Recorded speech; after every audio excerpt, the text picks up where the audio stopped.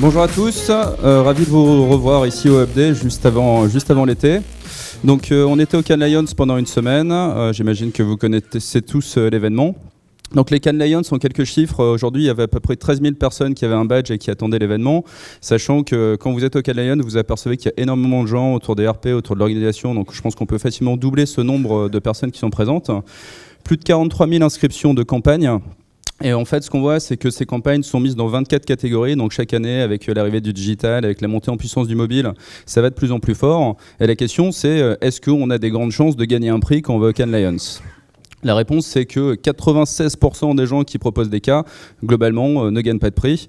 On peut notamment féliciter dans les agences françaises des agences comme Fred et Farid, 84 Paris, Buzzman ou encore Marcel, qui ont récupéré pas mal de lions d'or et de différents prix. Et c'est une compétition qui est vraiment très compliquée et qui du coup est très valorisée chez les publicitaires. Donc on a défini pour vous 8 tendances qui nous paraissaient intéressantes. Toutes ces tendances, elles vont être illustrées avec des cas. Ce qu'il faut voir, c'est que là, on a à peu près 20 minutes, donc je ne vais pas pouvoir tout vous montrer. À la fin, vous aurez un lien qui vous permettra d'aller voir le report complet où vous avez à peu près 120 slides qui vous donneront tous les cas les plus intéressants. Et l'idée, c'est pas forcément de vous montrer tous ceux qui ont gagné des grands prix ou même des lions d'or ou autres. C'est plutôt de donner des cas intéressants qui, pour nous, illustrent certaines choses qui se passent aujourd'hui en créativité. Donc la première partie, c'est ce qu'on appelait du publicitaire à l'inventeur. Donc un premier exemple avec Samsung. Concrètement, Samsung a développé un produit qui était à destination des nageurs aveugles dans les compétitions paralympiques. Et en fait, ils ont fait un bonnet connecté en Bluetooth qui permet notamment de les avertir quand ils arrivent au bout d'une longueur. Et le bonnet en fait est connecté et vibre. Et du coup, ça permet de ne pas se cogner quand on est un nageur professionnel et qu'on est aveugle. Deuxième exemple qui a été fait par Havas, donc on connaît tous le canapé, souvent on s'y affale un peu en fin de journée, on fait tout ça. Là en fait ce qu'a fait Havas, c'est de surconnecter ce canapé, donc vous avez à peu près une quinzaine de capteurs, des choses comme ce qu'on appelle des picoprojecteurs, et l'idée c'est de réfléchir en fait aux usages de ce qui va se passer dans le futur, pour comprendre comment est-ce que vous allez interagir en tant que consommateur avec les différents objets connectés. Ici, on a Samsung aussi qui a développé ce qu'ils ont appelé un safety truck. Donc, on connaît tous la ceinture de sécurité. Là, ils ont fait un camion de sécurité. Ça, en fait, l'idée, c'était dans un pays où il n'y avait pas beaucoup d'accidents et notamment des gens qui dépassaient des camions n'importe comment. Et quand vous dépassez un camion et que vous êtes sur une route, on va dire juste à 2 voies, vous avez une forte possibilité, en fait, qu'il se passe quelque chose derrière. Donc, Samsung, en fait, a installé plusieurs camions avec des écrans géants à l'arrière, ce qui permet en fait de voir ce qui se passe devant et de pouvoir dépasser sans crainte.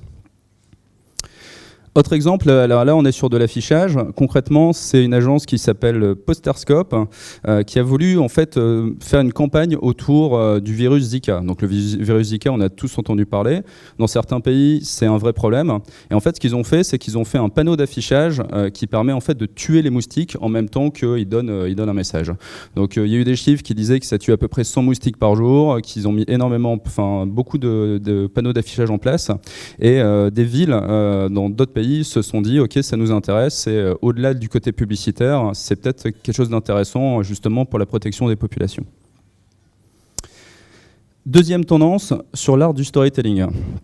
Donc je pense que vous avez tous vu la série Game of Thrones et vous savez aussi tous qu'en ce moment il se passe une élection américaine aux États-Unis. Ce que ont fait en fait les équipes de Game of Thrones, enfin pas de Game of Thrones, excusez-moi, de House of Cards. J'ai trop regardé le dernier épisode, je crois, de House of Cards. C'est en fait de proposer Frank Underwood comme un candidat. Et ce qu'ils ont fait, c'est qu'ils ont mis en place un site, ils ont mis en place des réseaux sociaux, et ils se sont aperçus à la fin que les gens étaient plus fans de Frank Underwood, qui était un candidat virtuel, que des vrais candidats. Donc c'est pour montrer que malgré le fait que ce soit un personnage qui soit issu d'une série Netflix, il peut avoir beaucoup de puissance et il peut exister. Et pour certains d'entre vous, vous avez peut-être vu un tweet qui avait été envoyé par House of Cards à Manuel Valls, qui le tensait gentiment et qui a fait des milliers et des milliers de retweets et qui a créé notamment beaucoup de buzz dans les médias. Autre exemple ici avec Honda. Donc là, on est plus sur de la créativité, on va dire de production. C'est Honda qui a voulu raconter son histoire en faisant notamment des choses à partir de pliage de papier. Donc je ne vais pas vous montrer toute la vidéo et tout ça, vous les aurez dans les cases. Mais c'est intéressant de voir qu'on peut toujours renouveler un genre. Et là, on est surtout dans de la communication qui est plus de la communication corporate.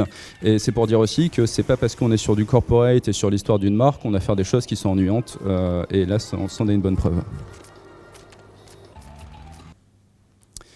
Autre exemple, et ça c'est un film que je vous invite vraiment à aller voir, concrètement c'est Léo Burnett Madrid qui a fait une campagne dans le cadre de la loterie espagnole, c'est la loterie de Noël, et ils ont fait un film d'à peu près 4 minutes qui ressemble à s'y méprendre à un film Pixar. Et en termes de production, on est vraiment à un niveau très très haut, et c'est aussi pour dire que les publicitaires parfois peuvent atteindre un niveau artistique aussi haut que quand vous allez voir notamment un film produit en 3D. Un autre exemple avec la Toyota Mirai. Donc en fait, il y avait notamment Elon Musk, le fondateur de Tesla, qui avait dit toutes les voitures hybrides, tout ça, c'est alimenté au bullshit. Donc littéralement merde de taureau. Et ça a plutôt amusé en fait les gens de Toyota qui se sont dit on va faire une réponse à ça. Et ils ont fait en fait des campagnes vidéo où on voit quelqu'un qui rencontre un éleveur de taureaux et de vaches. Et en fait, il récupère tout le caca de taureau et tout ça, et à la fin il le transforme en gaz et on s'aperçoit qu'en fait la Toyota est réellement alimentée au bullshit. Donc c'était une sorte de petit pied de nez gentil de la part de Toyota et qui a très bien marché en vidéo virale, en site internet et autres campagnes. Ça, c'est une campagne qui a été faite par Harvey Nichols. Donc Harvey Nichols, en fait, ce qu'ils ont voulu faire, c'est qu'ils avaient une application qui permettait d'avoir des rewards. Donc concrètement, vous gagnez des points et derrière, vous aviez des choses gratuites. Et ce qu'ils ont fait, c'est qu'en fait, ils ont fait la première campagne qui utilisaient les caméras de sécurité. Donc là, concrètement, c'est des vraies personnes qui volaient dans les magasins Harvey Nichols. Ils les ont un petit peu redessinés avec des personnages comme ça. Et la conclusion en fait de ça, c'est si vous souhaitez avoir des choses gratuites et légalement, téléchargez l'application. Donc ça a connu énormément de buzz parce que personne n'avait vraiment fait comme ça de spots publicitaires à partir de vidéos de sécurité.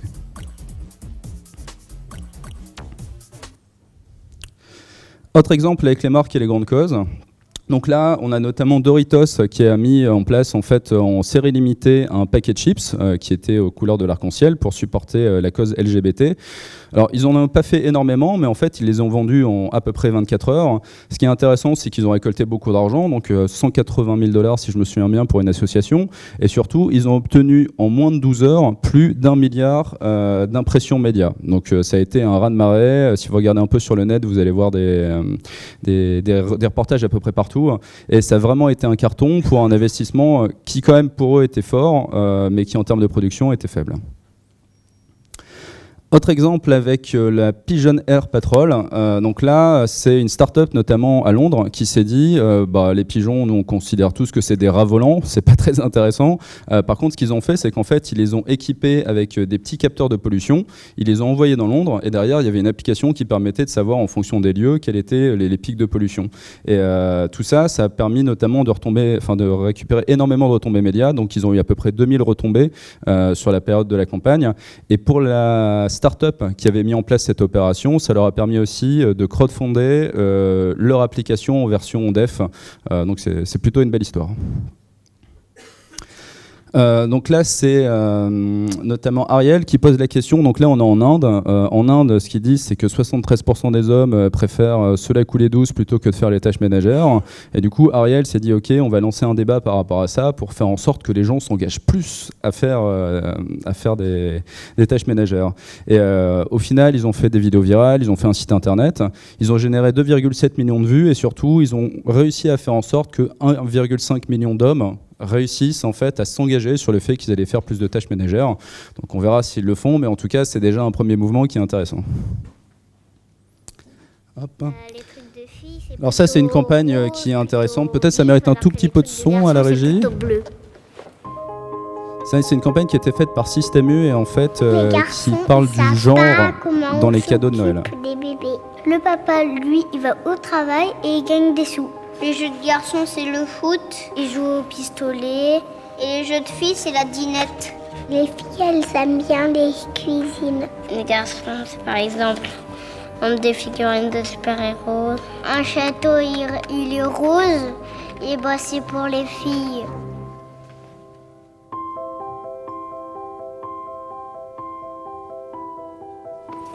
Wow, la chambre trop beau. Moi je vois plus.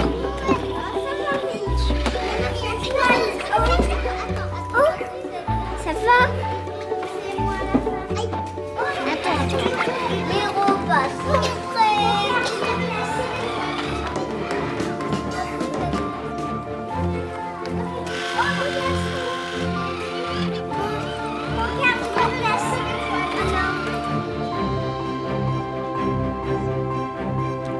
Voilà, vous avez compris le principe. J'avance un petit peu parce qu'on a une journée qui est assez chargée, mais concrètement, cette campagne a eu un succès, on va dire un beau succès d'estime en tout cas. Personnellement, j'ai trouvé ça très mignon, et puis il y a beaucoup de discussions autour du genre aujourd'hui, et le fait que Systemus s'engage était intéressant.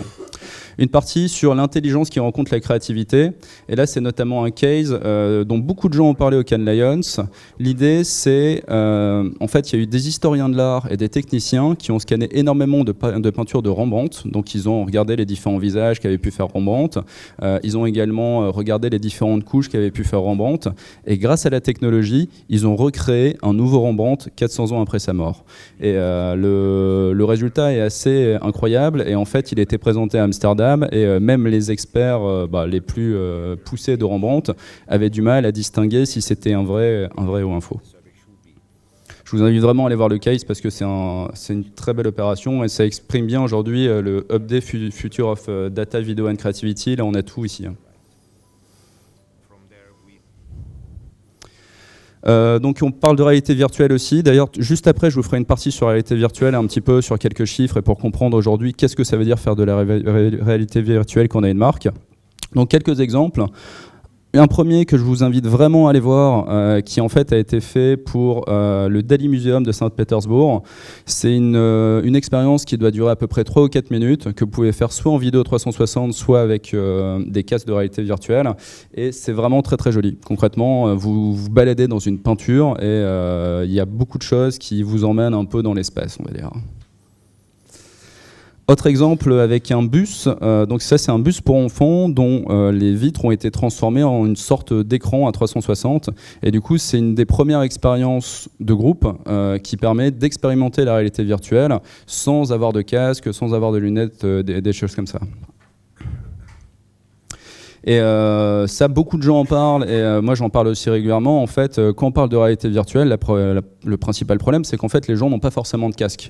Donc ce qu'a fait notamment le New York Times, c'est qu'ils ont livré 1,3 million de Google Cardboard, et ensuite ils ont proposé leur application. Donc ils ont eu à peu près 500 000 téléchargements de l'application, et eux, ça leur permet de vraiment se lancer comme précurseurs des contenus en réalité virtuelle, et notamment en vidéo 360. On part sur la partie social media. Donc ça c'est quelque chose qui s'appelle Giga Selfie. Donc là c'est l'Office du tourisme d'Australie qui se disait on a des paysages magnifiques, mais en fait les gens ne font que prendre des selfies quand ils sont en Australie. Donc comment est-ce qu'on fait pour montrer et leur tête et en même temps des paysages magnifiques? Donc ils ont mis en place ce qu'on appelle une petite balise beacon qui était à 115 mètres de certains points, et grâce à votre téléphone vous pouviez prendre une photo à 115 mètres avec un appareil qui était énorme et qui vous prenait de très très loin, et ça vous receviez votre Giga Selfie. Donc c'était une opération qui était somme toute RP, mais qui permettait aussi d'avoir une photo un peu originale, et qui a généré des retombées dans 180 pays. Et leur but notamment, c'était de faire venir les Japonais, et l'augmentation de visites des Japonais a été de plus 118% par rapport à l'année précédente. Donc on peut dire qu'en termes de retombées, c'était intéressant. Autre exemple, là on est plutôt sur Snapchat. Snapchat en fait, et notamment Burger King, ont dit nous on fait tous nos burgers au grill et on a envie que les gens le sachent. Et du coup ils ont incité les gens qui consommaient les autres produits type McDonald's ou autres à faire sur Snapchat des petits traits comme si les trucs étaient grillés façon Burger Grill, et ensuite de les envoyer au compte Snapchat de Burger King. Et quand le compte de Burger King recevait ça, la personne en retour recevait en fait un bon pour avoir gratuitement un Burger King. Donc ils ont touché quasiment que des gens qui n'étaient pas clients de Burger King. Ils ont utilisé Snapchat qui est un petit peu on va dire le buzz du moment, et en même temps ils ont réussi à utiliser une plateforme de façon assez intelligente. Autre exemple ici avec l'Opéra de Sydney. Donc l'Opéra Sydney, leur problème, c'est que énormément de gens, donc vous savez, c'est la grande structure là, qui ressemble un peu à des vagues. Donc beaucoup de gens prennent des photos, mais seulement 1% des gens qui prennent des photos rentrent à l'intérieur de l'Opéra de Sydney. Donc ce qu'ils ont fait, c'est qu'ils ont développé des contenus sur Instagram, notamment des vidéos personnalisées pour parler aux gens et pour les inciter à rentrer à l'intérieur. Et à la fin, ils ont fait venir à peu près 130 pas que des influenceurs, des Instagrammeurs de manière générale, pour leur faire vivre une expérience à l'intérieur de l'Opéra de Sydney. Et ils ont eu 17 millions d'impressions sur cette opération. Je vous invite aussi à regarder le case parce que les vidéos sont très bien produites, c'est très sympathique et ça se regarde très bien. Bien sûr, quand on parle de publicité, on parle beaucoup d'humour. Donc là, c'est une application faite par quelqu'un qui produit du bacon pour, en gros, c'est le Tinder des amoureux de bacon. Un peu décalé, mais rigolo. Ça, c'est une assurance qui, globalement, est une assurance plutôt low cost et qui, en fait, parle de son pire client possible. C'est-à-dire que c'est quelqu'un qui s'appelle Captain Risky et que, en fait, cette assurance-là ne voudrait absolument pas assurer. Et du coup, la vidéo est assez décalée, assez drôle et elle a plutôt bien marché aussi sur Internet. Et ça, c'est un petit peu plus bourrant. Donc, c'est Xbox qui voulait célébrer l'arrivée du nouveau Lara Croft. Et en fait, ils ont mis en place, notamment avec des influenceurs, donc il y avait 8 personnes qui étaient sur un panneau d'affichage. Et il y avait un site internet où les gens pouvaient plus ou moins leur envoyer des conditions climatiques assez affreuses. Donc, leur envoyer de la pluie, de la mousse, de la grêle et n'importe quoi. Et la dernière personne, dans The Last Man Standing, gagnait une sorte de voyage incroyable qui était dans l'état d'esprit de Lara Croft. Et une dernière partie sur le produit comme preuve. Donc là, c'est intéressant parce que c'est Kraft Heinz qui en fait avait annoncé en avril 2015 qu'ils allaient changer quelque chose dans leurs produits, en disant il ne va plus y avoir de conservateurs, on va changer les agents de saveur et tout ça. Ils l'ont fait en décembre, mais ils l'ont dit à personne. Et en fait, ils ont attendu de vendre 50 millions de boîtes pour dire « en fait, on l'a fait » et personne s'en était rendu compte. Et du coup, la logique de ça, c'est de se dire parfois, la discrétion est une bonne façon de communiquer parce que peut-être que les gens auraient dit « non, mais c'est plus le même produit et tout », mais c'est juste que personne ne s'en est rendu compte. Et du coup, personne n'avait plus rien à dire une fois que ça avait été fait. Ici, autre exemple avec un robot de téléprésence. Donc là, c'est une start-up, ils n'ont pas d'argent, ils ne savent pas comment communiquer. Ce qu'ils se sont dit, c'est on va envoyer ce robot de téléprésence à l'intérieur de la queue pour l'iPhone 6 en Australie. Et du coup, ils ont envoyé ce robot. Et ce robot a même pu acheter un iPhone 6S d'ailleurs, parce qu'il y avait une personne qui ne voulait pas faire la queue sous la pluie. Et résultat, ils ont eu des retombées équivalentes à 73 millions de dollars. Donc pour une start-up, je vous laisse imaginer le nombre de bouteilles de champagne qu'ils ont fait sauter, et des opportunités de vente évaluées à 44 millions de dollars. Et un dernier exemple qui est fait par Philips. Donc Philips fait notamment des appareils en fait, qui permettent aux gens de mieux respirer, donc de mieux capter l'oxygène et tout ça. Et pour montrer que le produit fonctionnait, ils ont contacté des gens qui avant étaient des chanteurs et qui avaient un intérêt en fait, qui avaient envie de rechanter. Et du coup, ils leur ont fait faire des exercices, ils leur ont fourni l'appareil qui permettait de mieux respirer. Et à la fin, ils ont fini par faire une sorte de spectacle dans un théâtre à Harlem.